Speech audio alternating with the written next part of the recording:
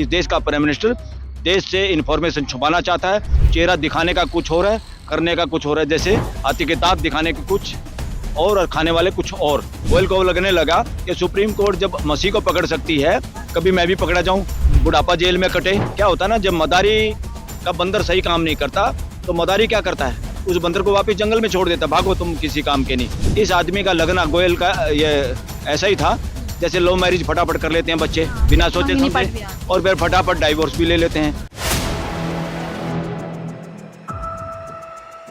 नमस्कार, 4 PM दिल्ली देख रहे हैं आप। मैं हूं आपके साथ शाहीन खान। सुप्रीम कोर्ट से एसबीआई को एक बड़ी फटकार लगी है। जो चुनावी बॉन्ड का मामला सुप्रीम कोर्ट में पेंडिंग था, जिसको लेकर के एसबीआई ने समय मांगा था, अब याचिका पर सुप्रीम कोर्ट ने एसबीआई को फटकार लगाते हुए ये कहा है कि 12 मार्च तक ब्यौरा जमा कराना होगा, और यदि ऐसा नहीं होता तो अवमानना का केस चलेगा। इसी मामले पर ज्यादा बातचीत करने के लिए हमारे साथ है बलराज मलिक जी, सुप्रीम कोर्ट के वरिष्ठ जो है वकील है। उनसे सीधा बात करूंगी। सर, एसबीआई को फटकार लगती है सुप्रीम कोर्ट से, इसको किस तरीके से आप देखते हैं?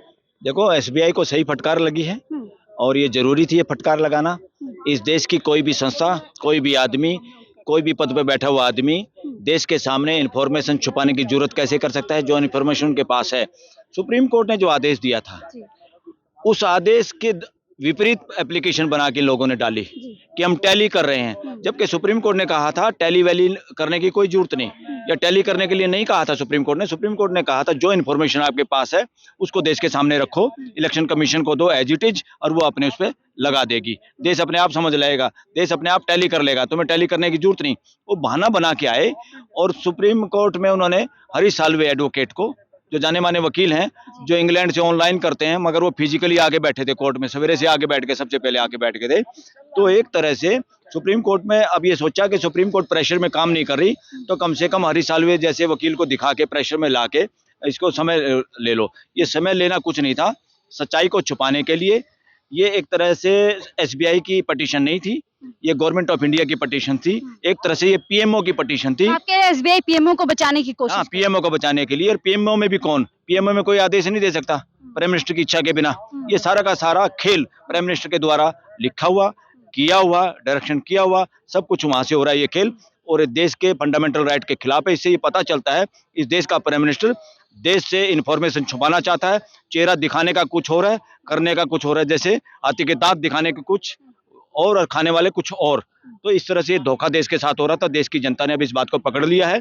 देश के सामने चोर स्पष्ट हो चुके हैं, कौन चोर हैं, और चोरों को उनकी सजा मिलेगी, ये देश की जनता देगी, देश के मालिक देंगे। लेकिन सर, आप कह रहे हैं कि प्रधानमंत्री मोदी जी का कहीं ना कहीं ये जो पूरा प्रभाव है, जिसकी वजह से एसबीआई ने इस तरीके की पिटीशन फाइल की है, लेकिन प्रधानमंत्री मोदी जी तो लगातार अपनी जो है ईमानदारी की बात करते हैं और कहते हैं किस तरीके से भ्रष्टाचारी एक तरफ हो गया और वो ईमानदारी की। कोई ईमानदार नहीं, वो सारे भ्रष्टाचारियों को बचाने का काम कर रहे हैं। उन भ्रष्टाचारियों को पहले मुकदमे डालते हैं, जिसको चाहते पार्टी में मिला लेते हैं, जिसको चाहते हैं उसकी कंपनी बिकवा देते हैं, जिससे चाहते हैं उसे पैसा लेना हो तो इलेक्टोरल फंड ले लेते हैं।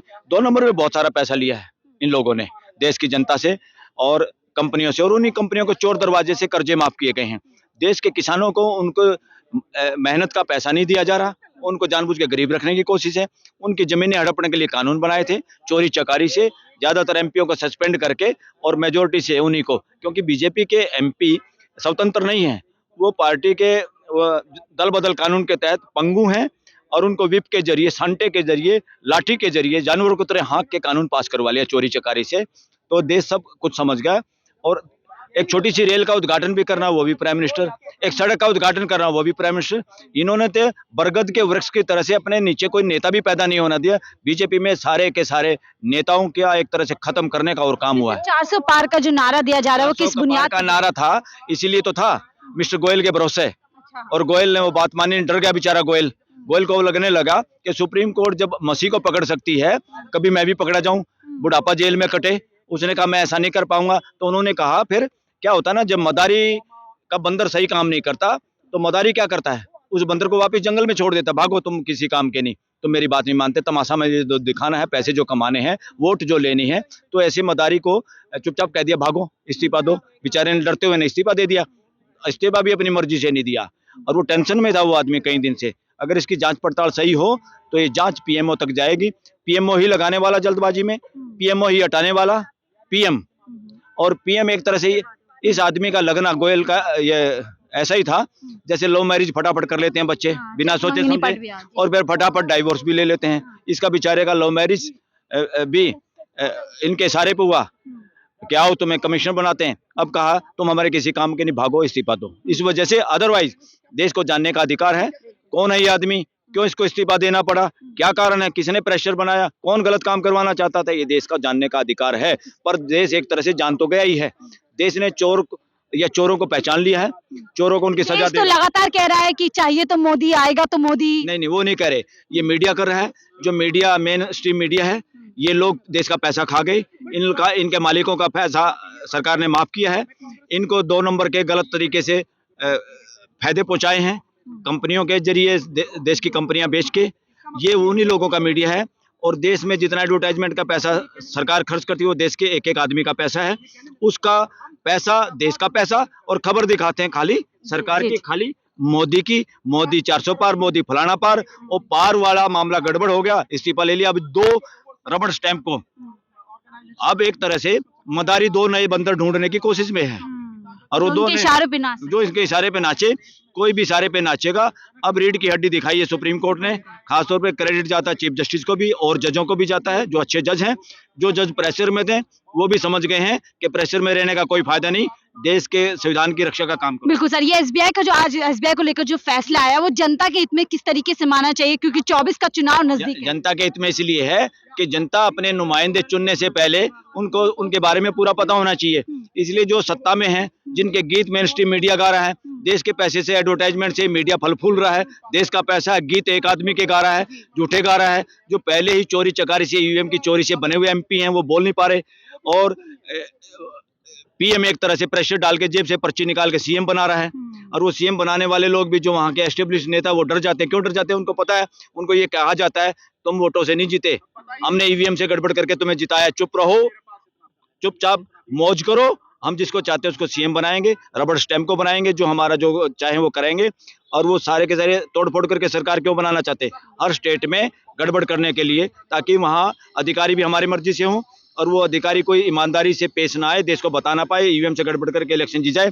अब ईवीएम पे नजर है, सुप्रीम कोर्ट भी समझ रही है, हाई कोर्ट और सुप्रीम कोर्ट सबको पता है, जजों को, कि ईवीएम की हेराफेरी हुई है इस देश में, और अब होने की आशंका है।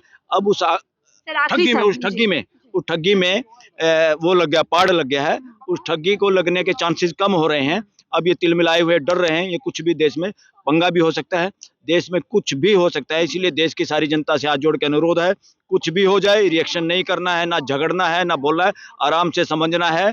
यहाँ देश का कोई भी आपस में एक दूसरे के दुश्मन नहीं है, पूरी देश की जनता शांति अमन चाहती है।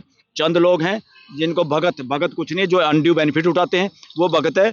और चोरी चगार से आईटी सेल बना हुआ, जो देश के साथ गद्दारी करता है, बीजेपी का आईटी सेल। सुप्रीम कोर्ट से इस तरीके के आरोप जो है बीजेपी का आईटी सेल इस देश में डिवीजन कर रहा है, जाति के नाम पे, धर्म के नाम पे। उन पे अंकुश लगाने की जरूरत है। थोड़े दिन में जांच होगी सुप्रीम कोर्ट में उसकी भी, और ये सारे आईटी सेल के दोषी आदमी इनके पकड़े जाएंगे, सलाखों के पीछे होंगे। आखिरी सवाल लूंगी सर, जो एसबीआई का अगर अवमानना का जो एक फटकार लगाई गई है और उनको वार्निंग दी गई कि अगर डेटा नहीं लाते तो केस चला जाएगा, ऐसे में यदि वो किसी के प्रभाव में, डर में नहीं लाते, तो क्या कार्यवाही उनके खिलाफ जो है संभावित लगती है? इस वक्त सुप्रीम कोर्ट जिस मोड में है, और देश सुप्रीम कोर्ट के साथ है, और सुप्रीम कोर्ट से आशा भरी नजरों से देख रहा है, तो सुप्रीम कोर्ट को भी एहसास हो गया है, देश सुप्रीम कोर्ट के साथ है, सुप्रीम कोर्ट से न्याय चाहता है। अगर कोई प्रेशर बनाएगा, जो प्रेशर बनाएंगे, वो लोग सुप्रीम कोर्ट के सामने उनको पेश होना पड़ेगा, वो जेल की सलाखों में जाएंगे, जो चाहे कोई भी हो, देश का चाहे प्राइम मिनिस्टर हो। फ्यूचर में देश के साथ ठगी-ठोरी करने की कोशिश करेंगे, इससे आगे वो जेल में जाएंगे।